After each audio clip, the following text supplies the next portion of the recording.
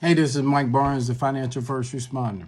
From call to calm, financial strategies that support the financial first responder mental health. Now, you're probably saying, well, why is he talking about mental health? I'm glad you asked. You see, what tends to happen is you train for emergencies. While everybody's running out of chaos, you're running into chaos. But what happens? When the sirens stop, the stress from home hits you like a ton of bricks. See, for the financial first responder, I understand firsthand what first responders are going through. That financial stress is one of the most common and most silent threats to our mental health. Today, we're going to talk about how to reduce that pressure and how smart financial choices can literally protect your peace of mind.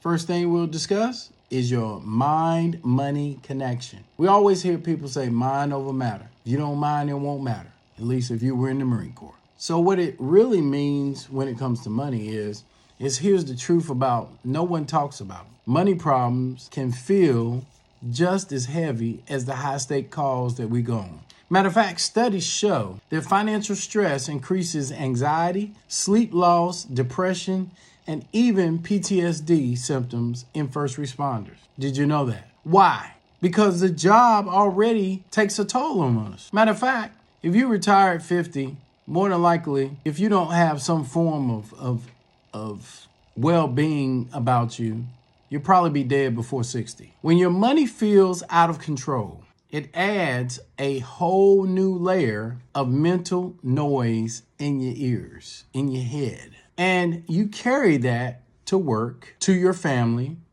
and even in your health. See, some of the financial common stressors that you need to be aware of, just so that you know, is you're not a lazy person. You're not irresponsible, and you're under an enormous amount of pressure. And it shows up when you look in your wallet. So most first responders deal with irregular overtime, family care costs, and then student loan. You see, they have PTSD or burnout affecting their spending. And then, it can go to the obvious, which we meet a lot of people in our industry that are divorced, or the relationship is deal with money tension. But there is a way forward, and it starts with the control and clarity. Now, you're probably saying, well, the mental health budget, what is that, financial first responder? It's where we build a mental health budget. Yes, that's a real thing.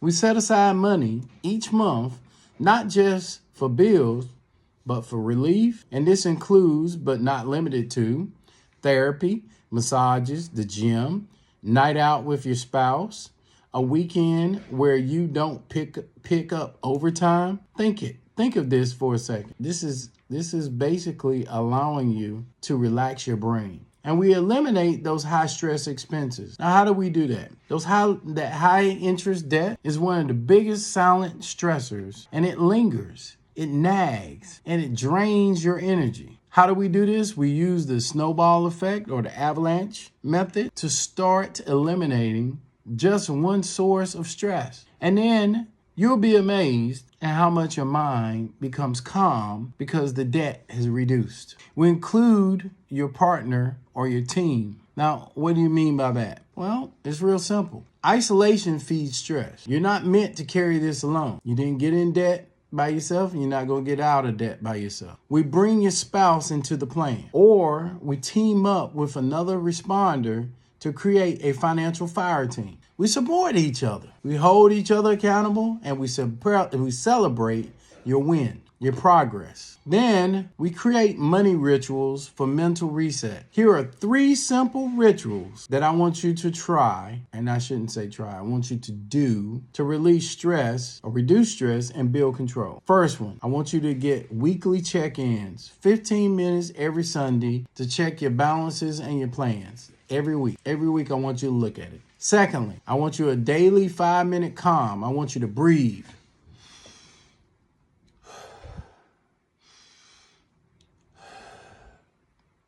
I want you to do that 5 times and journal your financial wins. And then your monthly reset. I want you to review your progress. I want you to adjust and keep moving forward. Because I know if you put on the uniform to protect others, but you don't think you deserve mental health, you're wrong. You deserve mental health. You deserve that same protection you provide others. And then that financial wellness isn't about being perfect. It's about building a system. Remember, save yourself time, energy, and money that supports your mind, your mission, and your life off the clock. Look, this is Mike Barnes, the Financial First Responder. Please like and subscribe my channel.